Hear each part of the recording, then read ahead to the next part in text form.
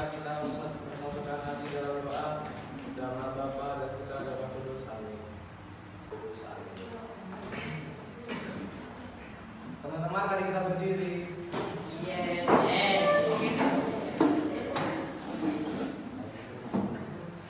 Ya, tadi Ibu sudah membagikan kepada kalian kertas.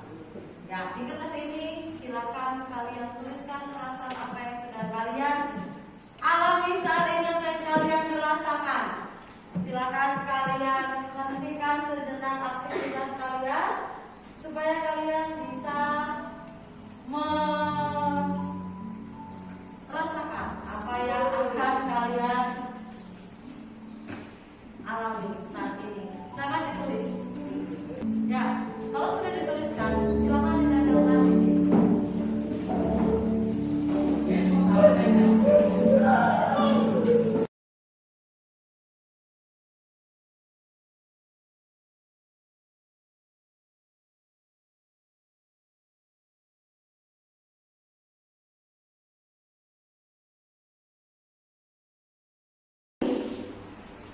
Kompetensi diri dasar yang akan kita lakukan adalah meringkas isi teks yang berupa proses terjadinya suatu fenomena dari berbagai sumber yang didengar dan dibaca, menentukan ide pokok tiap paragraf dalam teks eksplanasi dan meringkas isi teks paragraf.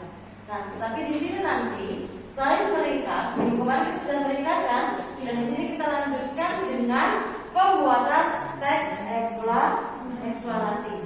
Jadi dengan belajar ini, nanti kalian bisa menentukan ide pokok dalam teks eksplanasi dengan lebih proaktif dan meringkas teks eksplanasi dengan lebih percaya diri. Nah, yang pertama untuk pengertian.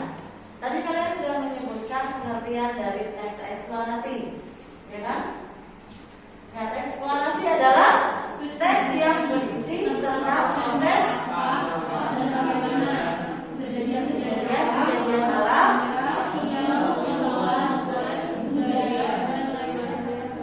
zaman terjadi. Oke. Nah, untuk kali ini kita akan hanya membahas tentang fenomena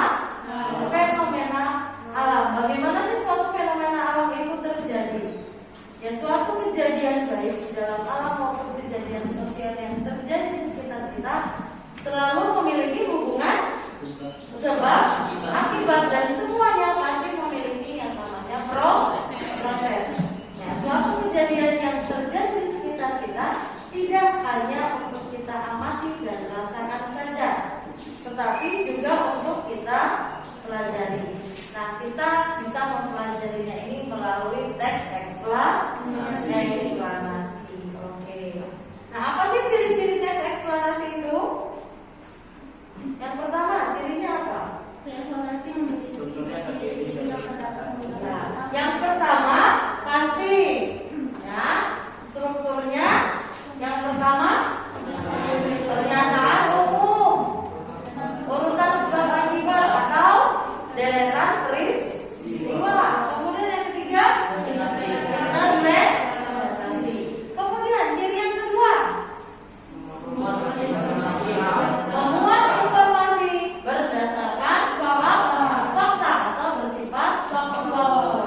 Faktual itu maksudnya gimana? Informasi bersifat ilmiah. Iya, fakta-fakta yang ditampilkan di situ bersifat ilmiah atau ya, sains dan lainnya.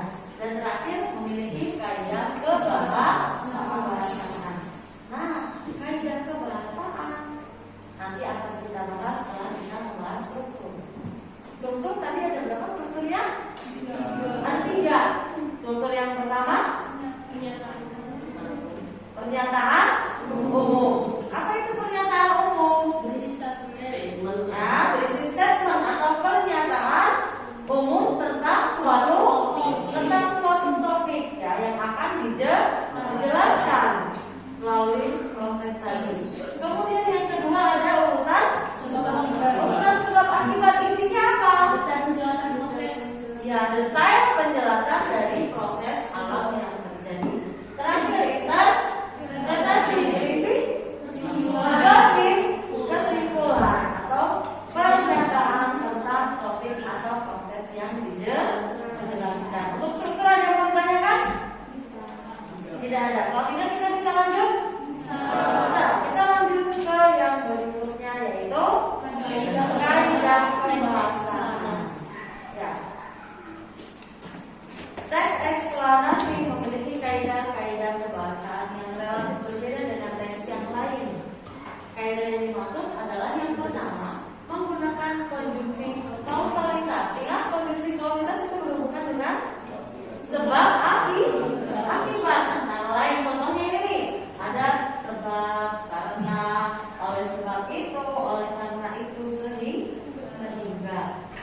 Kemudian yang berikutnya menggunakan apa ini? Konjungsi kronologis atau iya berhubungan dengan waktu. Konjungsi yang dipakai apa? Kemudian, lalu, setelah itu pada akhirnya. Kemudian yang ketiga, menggunakan kata benda yang merujuk pada jenis fenomena, bukannya pada kata ganti fenomena. Ya, kata ganti yang dimaksud misalnya ada Bandung, ya, kemudian gerhana, kesenian daerah, perkembangan budaya dan lain sebagainya. Yang terakhir, di dalam teks itu sering dijumpai kata apa? Tesis atau beristilahan sesuai dengan topik yang dibahas. Misalnya, kita akan membahas sebuah fenomena hujan. Ada yang tahu bagaimana terjadinya hujan? Ada di laut, airnya menguap, kemudian naik ke atas awan, menjadi sebuah awan, kemudian turun. Hujan. Apakah sesederhana itu? Tidak. Ada yang namanya siklus. Siklus apa namanya? Siklus hujan. Siklus air. Ada yang tahu? Proses terjadinya hujan itu karena adanya suatu siklus. Namanya siklus apa? Udah pernah baca? Pernah baca? Ya, namanya proses hidrologis. Nah, proses hidrologis itu kan sebuah istilah. Ya, proses hidrologis itu yang menyebabkan terjadinya hujan. Oke, untuk kaidah kebahasan ada yang mau ditanyakan? Sudah. Oh tidak, kita lanjut. Langkah-langkah menulis teks eksplanasi. Karena tujuan akhirnya kita akan membuat sebuah teks eksplanasi, maka ada langkah-langkah yang harus dipahami. Ya. Langkah yang pertama, cobalah untuk observasi peristiwa-peristiwa yang terjadi di sekitar kamu dan tentukan topik.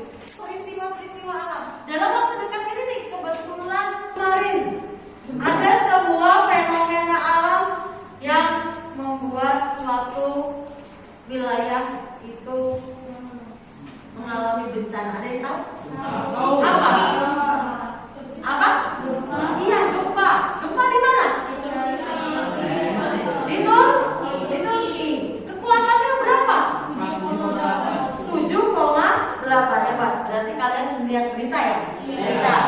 Jadi lihat bukan hanya film-film, tetapi berita juga harus dilihat ya. Ya, itu ada sebuah fenomena gempa. Bagaimana sih gempa itu terjadi? Nah, nanti kalian bisa baca-baca. Kalian boleh mencari peristiwa-peristiwa apa saja yang terjadi di sekitar kita. Ya. Kemudian yang kedua, amati peristiwa yang kau pilih sebagai topik dalam teks eksplanasi. Ya. Di sini mengamatinya caranya tidak kamu melihat gempa, tidak kamu melihat tsunami, tidak harus seperti itu. Tetapi bisa menggunakan media lainnya, bisa menggunakan video, juga nanti bisa mencari browsing di internet atau di majalah dan surat kabar. Oke. Kemudian kumpulkan data dan catat semua urutan peristiwa yang terjadi. Ini berhubungan dengan apa? Proses. Kemudian urutkan data yang kau dapatkan sesuai dengan struktur atau perangkat teks eksplanasi. Kau strukturnya tadi ingat ada berapa? 3. Ada 3. Oke. Kemudian yang terakhir baru susunlah teks eksplanasi dengan baik dan benar. Oke. Sebelum kita menulis, di sini ada sebuah tsunami. Tsunami merupakan gelombang air laut besar yang dipicu oleh pusaran air bawah laut karena pergeseran lempeng, tanah longsor, erupsi gunung berapi, atau jatuhnya meteor. Gempa yang disebabkan pergerakan dasar laut atau pergeseran lempeng yang paling sering menimbulkan tsunami. Proses terjadinya tsunami. Titik gempa pada bagian lempeng bumi terjadi patahan yang menyebabkan dasar laut tarik dan mendorong volume air ke atas.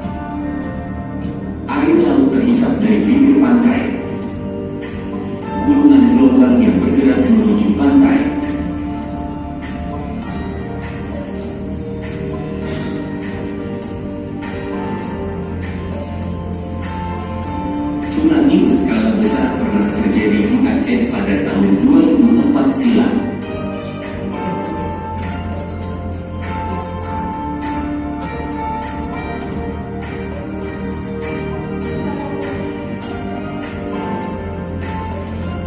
Terima kasih. Ya, kita dalam simulasi terjadinya tsunami. Ya, nanti kalian bisa mencari dari juga fenomena-fenomena alam yang lainnya. Nah, kemarin di pertemuan sebelumnya itu sudah membagi kalian menjadi beberapa kelompok kecil. Sudah? Ya, dari beberapa kelompok kecil ini nanti kalian akan berdiskusi bersama untuk menentukan apa yang akan kalian buat, fenomena alam apa yang akan kalian pilih menjadi sebuah teks eksplanasi. Nah, dalam kegiatan ini Ibu mengizinkan kalian untuk menggunakan gadget kalian sebagai alat bantu untuk pembuatan teks eksplanasi ini, di mana alat yang kalian gunakan itu benar-benar digunakan untuk mencari referensi-referensi di internet untuk menunjang proses pembuatan kalian. Ya, nah untuk bentuk pembuatannya nanti silakan kalian bentuk sesuai dengan keinginan kelompok masing-masing, bentuknya seperti apa dan sekreatif mungkin. Jelas? Ya. Kalau sudah jelas, silakan kalian diskusikan kepada temannya untuk penentuan dari. Di sini ada lembar kerja. Kalian bisa nanti membuatnya di sini. Ya, di sini juga sudah ada tempatnya. Nanti silakan kalian tulis di sini untuk menuliskan hasil dari teks eksplanasi yang kalian buat. Oke? Ya. Jadi di sini nanti ada tahap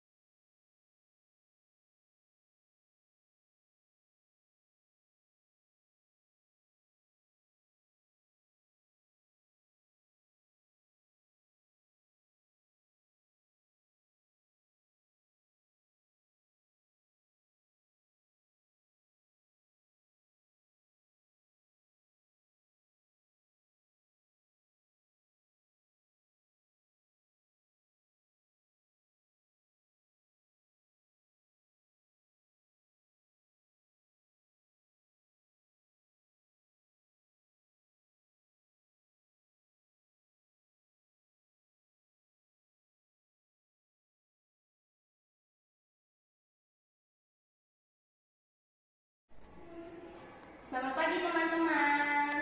Nama saya Clarissa Trisela. Saya dari Akademi Nagari Bistaro. Saya definisi juga.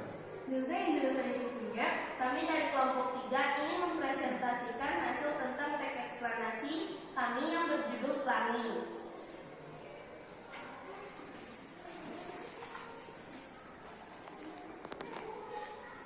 Kita sering melihat pelangi. Pelangi atau bilalala ialah fenomena alami yang tampak sebab ada cahaya matahari yang terbias. Karena pembiasan itu terlihat 7 warna pada pelangi. 7 warna itu bersatu, bersebelahan, dan terlihat melengkung setengah lingkaran.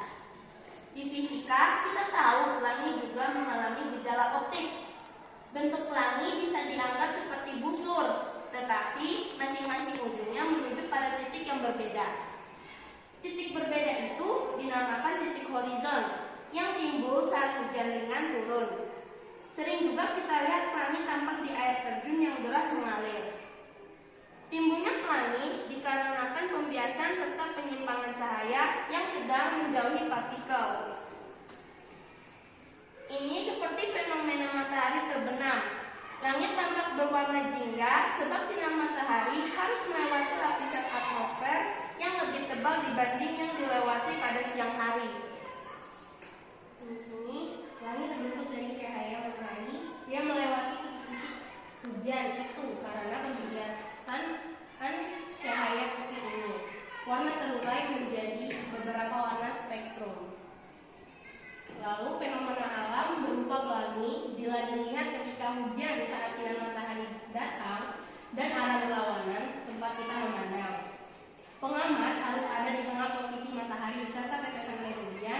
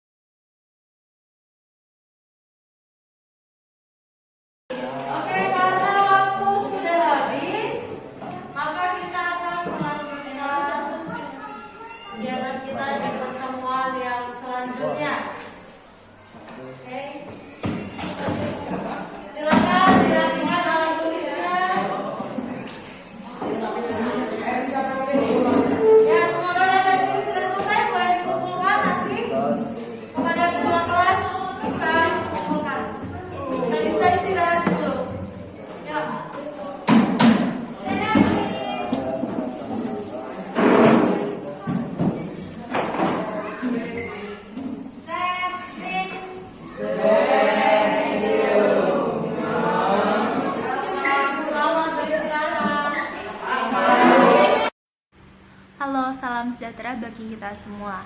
Nama saya Felicia dari kelas 8B SMP Saverius Kota Bumi. Tadi, saya telah belajar tentang teks eksplanasi bersama dengan Bu Cynthia.